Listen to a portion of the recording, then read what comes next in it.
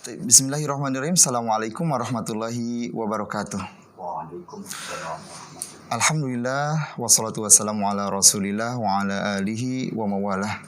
Allahumma shalli ala Sayyidina Muhammad wa ala alihi wa sahbihi ajma'in. Amma ba'd. Alhamdulillah, bersyukur kepada Allah Subhanahu wa taala, kita bertemu lagi di Majelis Yas'alunak, Islam Solusi Kehidupan, yang akan menjawab pertanyaan-pertanyaan yang masuk ke Majelis Yas'alunak. Insyaallah pertanyaan-pertanyaan yang masuk akan dijawab langsung oleh guru kita, Bapak Kiai Haji Dr. Surahman Hidayat MA. Dan untuk pada kesempatan kali ini, pertanyaan-pertanyaannya spesial, yang mana masuk dari para mahasiswa Sekolah Tinggi Agama Islam Negeri Cirebon. Yang mana pertanyaan-pertanyaan itu yang pertama datang dari Yasmin Sopa. Pertanyaan pertama, bagaimana hukum membeli buku kuliah bajakan atau fotokopian, tidak membeli buku dari penerbit asli? Bismillahirrahmanirrahim. Salatu wassalamu ala asyrafil mursalin wa ala alihi wa sahbihi ajma'in, amma ba'du. Hukum membeli buku bajakan tidak dari penerbit asli. Biasanya penerbit itu memberikan keterangan di sampul buku atau di dalamnya itu. Dilarang misalnya mengkopi atau apa begitu kan, tanpa seizin penerbit. Kan. Apakah ada itu atau tidak? Kalau ada, jelas itu harus jadi rujukan, berarti mengkopi tanpa seizin penerbit berarti kan suatu perbuatan melanggar hukum dan melanggar syariah. Kalau tidak ada, kembali kepada akhlak. Ya, ini ada pihak yang tentu dirugikan di sini ya. Apabila itu terus ya dilakukan, akan berdampak pada kerugian ekonomi ya bagi penerbit itu kan. Nah, setiap kerugian dari salah satu pihak itu harus ditakwid ya, diberikan kompensasi. Apakah dengan cara penyelesaian secara tasoluh musolahah, secara kekeluargaan ya. Kalau tidak, mungkin akan ada pihak yang menggugat ke pihak yang berwajib ya. Kemudian penyelesaiannya tentu secara yuridis ya kan. Saran saya, sebelum ada pihak yang menggugat, jelas ini akan mengganggu hubungan sosial satu sama yang lain. Akan lebih baik diselesaikan saja bitoriqoh wuddiyah, secara kekeluargaan. Tentu ini akan lebih mudah dan akan lebih murah. Wallahu a'lam.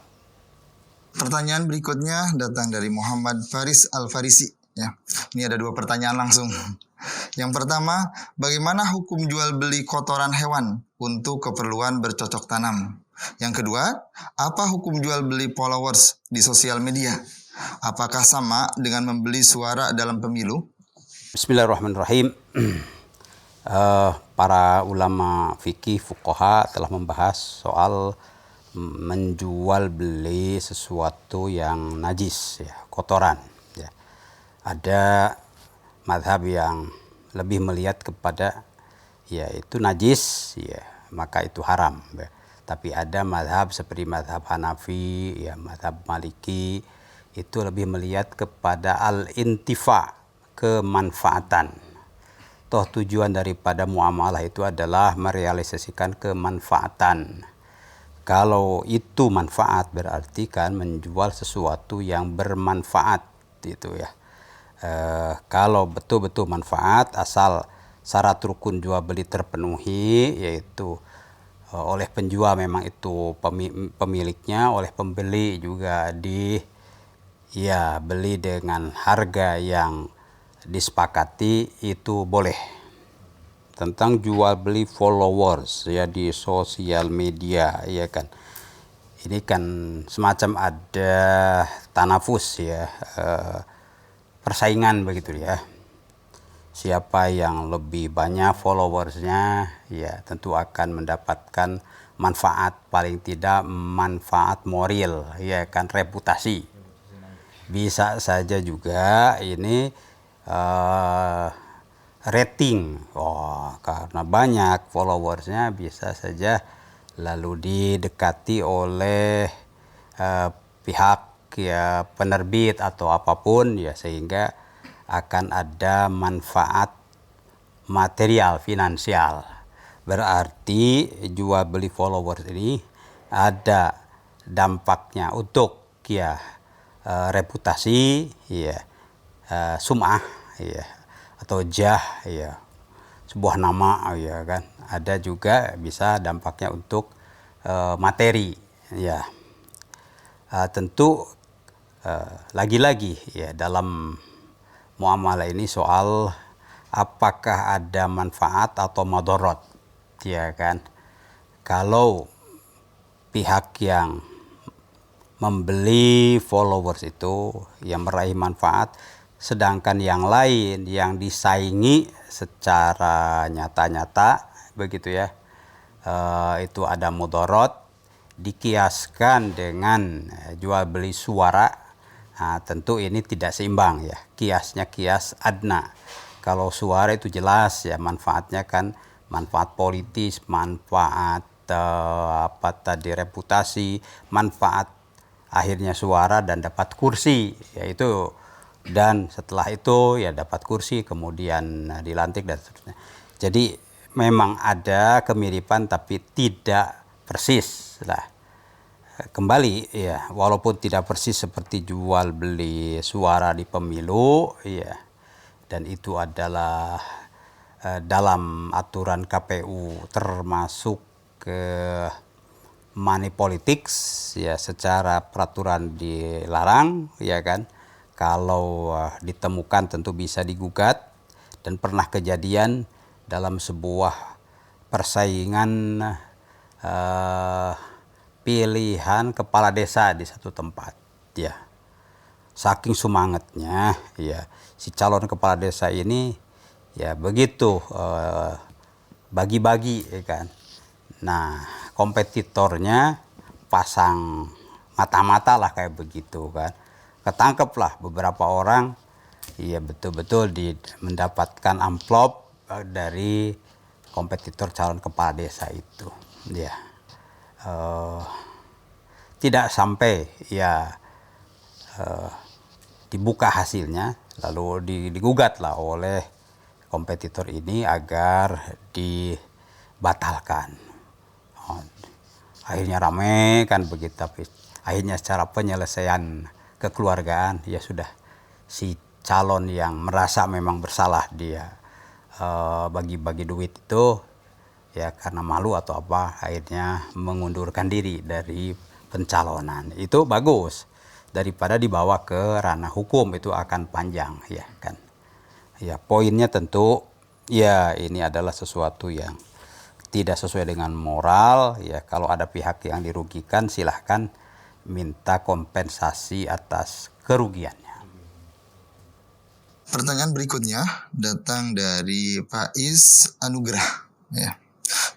Bagaimana hukum jual beli kulit binatang yang tidak halal dimakan untuk keperluan fashion, seperti kulit buaya untuk bahan pembuatan tas, kulit ular, macan, dan sebagainya? Agak mirip dengan tadi jual beli kotoran binatang yang najis ya kan. Ini kulit binatang, tentu tingkat kenajisannya agak berkurang lah ya. Kalau kotoran kan susah dibersihkannya. Kalau kulit binatang itu kan ada cara untuk membersihkannya, itu disamak, ada metode untuk ya membersihkan bagian-bagian yang harus dibersihkan, sehingga ada hadis bahwa menyebutkan kulit binatang bahkan bangkai itu kalau ida dubilo disamak faqad tahura ya menjadi suci, apalagi ini belum jadi bangkai ya kan. Berarti tentu ada metodenya, sama melalui metode seperti itu. Apakah samak yang tradisional, ada juga cara yang tradisional sederhana, Tapi kalau pabrikan tentu saja lebih canggih lagi kan, sebab pabrikan tidak ingin namanya itu tercoreng, iya. Jadi profesional, ya kan. Oleh karenanya itu menjadi sesuatu yang bermanfaat, ya, jadi tas, jadi apa namanya gesper dan atau apapun, ya, setelah melalui proses itu ya halal insyaallah. Pertanyaan berikutnya datang dari Ibad Mutmainah, ya. Apakah di dalam hal jual beli metode dropshipper, ya, menjual barang orang lain yang bukan miliknya tapi dengan izin si pemilik, ya, itu diperbolehkan? Ya, bismillahirrahmanirrahim. Itu dalam istilah fikih disebut bai al-fuduli, ya. Bai fuduli itu menjual sesuatu bukan miliknya, milik orang lain atas seizinnya, ya. Atas seizinnya. Ya, kalau atas seizinnya itu lebih ringan lagi, ya kan, berarti si penjual itu sebagai pengemban amanat, ya, asal apa yang disyaratkan oleh si pemilik, ya, harganya begini dan seterusnya apa, ya, syarat-syaratnya itu dipenuhi, ya tentu saja clear itu insyaallah jual beli, ya. Pertanyaan berikutnya dari Maratus Solihah, ya. Bagaimana hukum jual beli dengan cara lelang? Menunggu penawaran tertinggi baru dijual. Ya, lelang itu dalam istilah fikihnya al-muzayadah. Ada juga yang sebaliknya kan, al-munaqashah. Siapa yang paling rendah, itu tergantung tujuan diadakannya lelang dan diskon itu. Biasanya untuk tujuan amal itu, sosial, ya kan.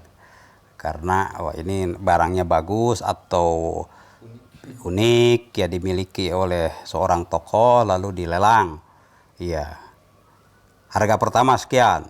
Iya, terus sampai harga terakhir mentok baru jatuh. Kan itu boleh, ya, itu, ya.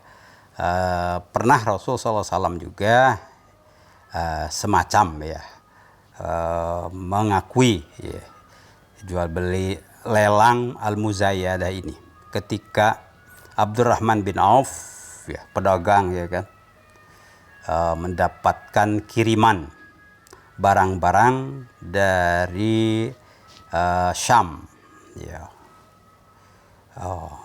Lalu barang-barang itu tentu saja sangat diminati oleh pedagang di Madinah.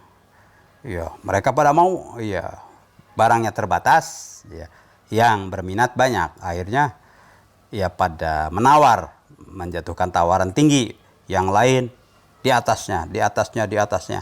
Abdurrahman bin Auf tetap tidak melepas, ya kan.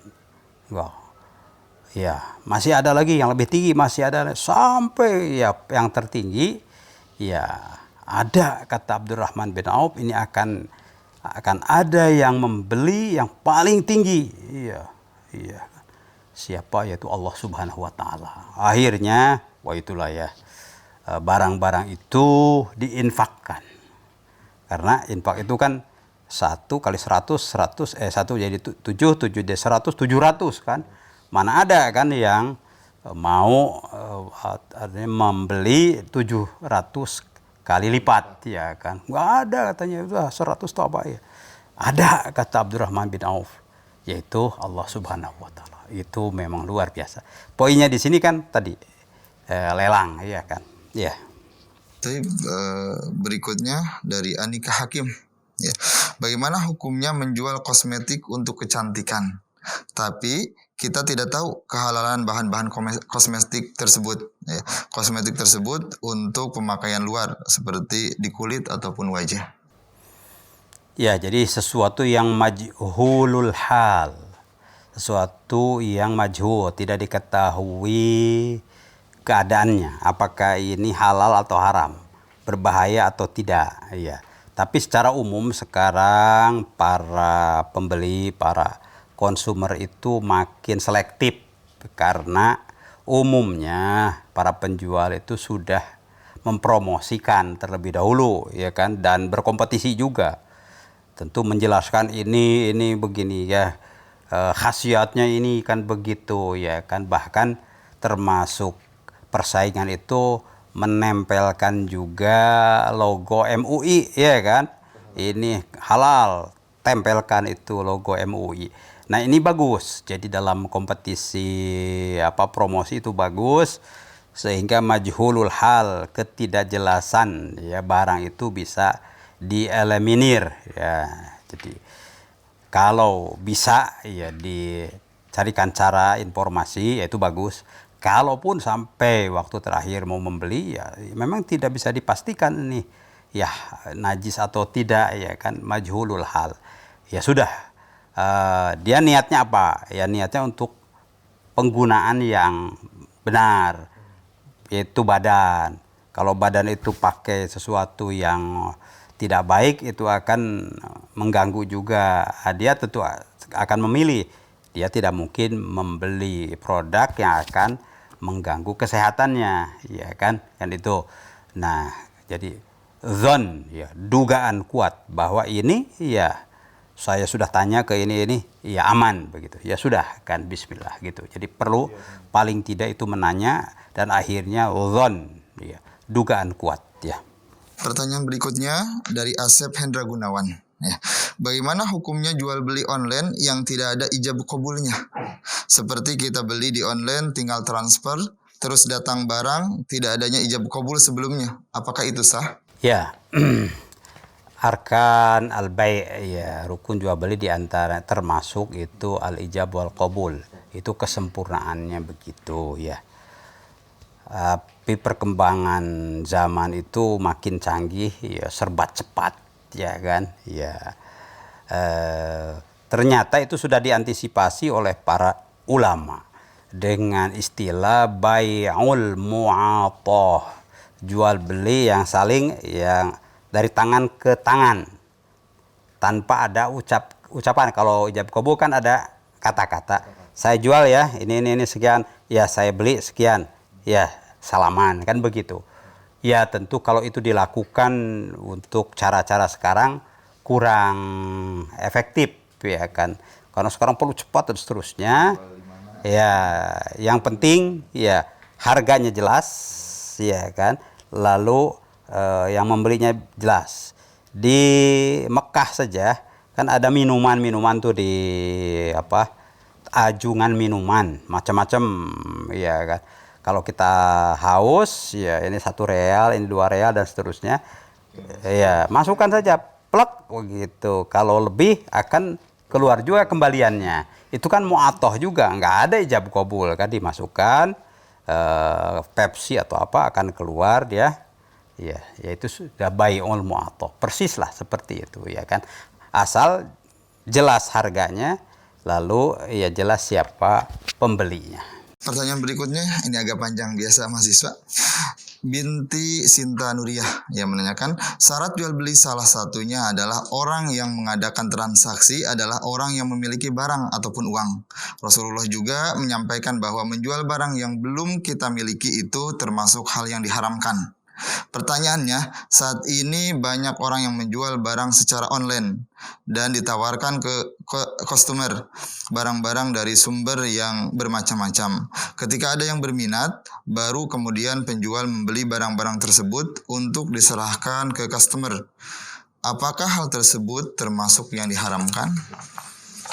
Ya, berarti kan ini ada 3 pihak. Ya, pemilik barang dalam hal ini pabrikan atau toko online, ya kan? Ya, toko online macam-macam, ya kan. Lalu ya perantara dalam hal ini broker begitu, ya kan. Dia membeli lalu dijual ke customer, pihak ketiga, ya kan. Si broker ini, ya dia tentu mengumumkan siapa yang berminat ini akhirnya membelilah si customer itu. Berarti kan perantara, yaitu broker, simsar di dalam istilah fikihnya. Bolehkah samsaroh atau simsar? Boleh kan, asal amanah, ya amanah. Jadi amanah barangnya dengan spesifikasinya jelas, harganya juga jelas, cara untuk serah terimanya juga jelas, ya kan begitu. Jadi asal amanah di dalam tadi spesifikasi dan syarat serah terimanya itu harus jelas. Insya Allah halal, insya Allah boleh. Pertanyaan berikutnya dari Dea Nur Putri Hidayatullah, ya, menanyakan apa hukumnya jual beli mata uang asing? Ya, sebelumnya pernah ada pertanyaan mirip seperti ini. Mata uang asing itu macam-macam jenis, itu termasuk jenis. Bisa dolar, bisa pound sterling, bisa saja yuan dan lain-lain, itu jenis, ya. Kita mau berangkat ke luar negeri, ke sebutlah umroh, ya ada real, ya kan, atau beli real atau beli dolar, terserah, ya kan. Yang jelas kalau bawa rupiah tentu repot, ya kan, beli, ya. Nah, jenis, ya, dibeli oleh jenis yang berbeda. Bolehkah? Boleh, asal memenuhi syarat, yaitu kalau dalam hadisnya itu adz-dzahabu bidz-dzahab, ya kan, itu boleh ditukar dengan emas dengan emas, harus mislan bi mislin, sama, dan yadan biyadin, harus tunai.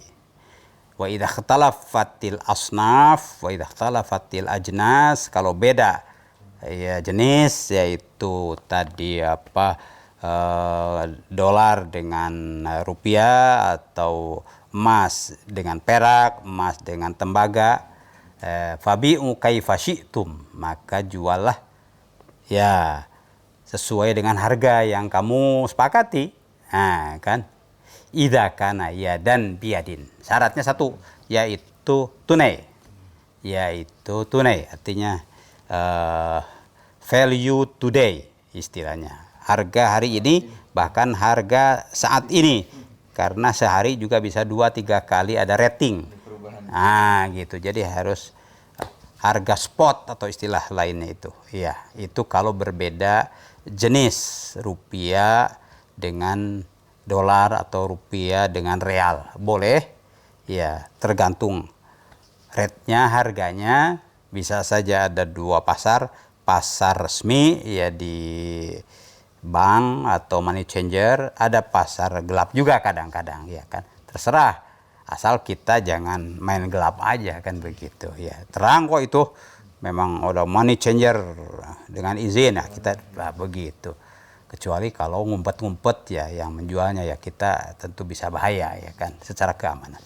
Pertanyaan berikutnya dari Muhammad Fahrizal Hans, ya. Apa hukumnya barang black market? Ya, belum ada izin bea cukai. Bolehkah berjualan di tempat yang tidak suci? Ya, berarti ada dua pertanyaan ini. Black market dalam artian barang yang tidak pakai bea cukai, ya kan. Sebutlah selundupan, kan begitu. Iya. Atau mungkin tidak selundupan juga, karena bisa main juga dengan orang bea cukai, kan. Ya. Tapi yang jelas kan tidak ada clearance bahwa barang ini sudah membayar beanya, kan. Tapi lolos, kan begitu, bisa saja. Oke, berarti di sini pelanggarannya adalah pelanggaran terhadap peraturan negara. Ya, bisa saja kong-kali-kong dengan petugas, tapi lolos, kan. Bisa saja ya tidak seperti itu. Bagaimana melanggar peraturan negara sehingga tidak bayar bea cukai, kan, itu ya. Poinnya di situ, ya. Tentu ya ada ayat, kan, yang memerintahkan taat kepada Allah, kepada Rasul, dan kepada ulil amri. Dan ulil amri pastilah untuk kemaslahatan masyarakat, kemaslahatan umum. Berarti kalau semua orang atau banyak orang yang tidak bayar bea cukai, kan tentu pendapatan negara akan terganggu, ya kan. Ada kemudorotan di situ, tentu ada dosa di situ, ya kan. Ya, bagaimana kalau sudah terlanjur? Ya, gimana nih, ya? Tentu ditobati lah, jangan diulangi kembali, kan begitu. Dan kalau tentu ditemukan oleh petugas akan berbahaya juga, ya kan, bisa saja diproses secara hukum, kan. Kalaulah tidak ketemu, ya udah tobat saja. Lalu bagaimana? Ya, kan ada berarti sekian nih hak negara untuk dibayarkan, tapi tidak dibayarkan. Gimana nih? udah dikompensasi saja menjadi hak sosial. Nah, sekarang kan hak sosial ini perlu nih, dampak COVID ya kan, banyak orang yang terpapar, terdampak secara ekonomi. Nah, salurkanlah kepada mereka. Walaupun tidak 100%, ya berapa puluh persen. Ya mengurangilah kadar dosa kan begitu. Iya, itu wallahualam. Terus ada satu lagi. Berjualan di tempat yang tidak suci. Berjualan di tempat yang tidak suci maksudnya kotor begitu, iya kan. Tapi barangnya jualannya ya oke-oke saja kan, hanya tempatnya. Itu mah hubungan kemanusiaan saja. Kalau orang pembelinya ada yang mau, ya selesai di toilet atau apa. Iya kan. Itu jadi lebih pada hubungan dengan pembeli ya kan. Tapi kalau barangnya memang sah untuk dijual belikan ya sah begitu. Tapi alhamdulillah udah 10 pertanyaan yang masuk ke Majelis Yas'alunak Islam Solusi Kehidupan telah dijawab oleh guru kita ya. Tetap bersama kami di Majelis Yas'alunak ya, akan membahas pertanyaan-pertanyaan yang masuk ya yang selanjutnya.